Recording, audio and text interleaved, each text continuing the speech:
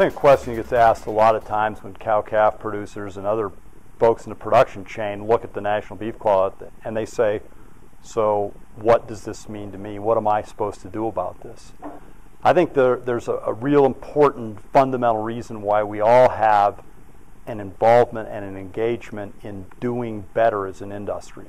And that is that everything we can do to grow beef demand, both domestically and internationally, puts more dollars and more momentum and more enthusiasm into our business. And when there's more money and more momentum and more enthusiasm, we all do better.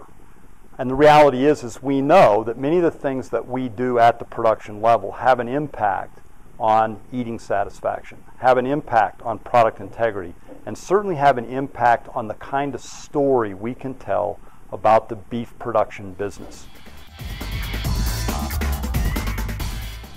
What we know from the National Beef Quality Audit 2011 is that there are 3 basic categories in which we have to perform better as an industry.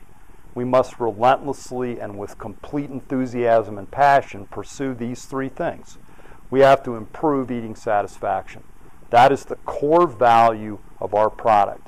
It's the unique characteristic that gives us an advantage not only over other proteins, but also over beef across the globe. The U.S. beef industry's unique profile of flavor and tenderness is so critical for us to defend and improve upon.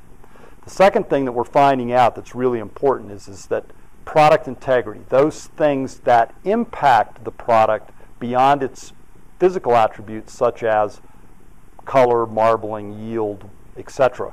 Those things like animal handling and welfare, like the BQA protocols, how we manage our system, how sustainable we are. Those are things that impact consumer trust, because if they believe that we are investing and working hard to be intentional to enhance and assure product integrity, then in fact they're more willing to buy our product at even higher prices than they're priced today. And then finally, I think the big challenge, and it's one that's a problem for rural America in general, but certainly for our industry, is how do we reconnect to the urban consumer? People are far removed from food production. They don't have great knowledge. They don't have day in and day out experience. They don't even have experience as children of going to grandpa or grandma's farm anymore.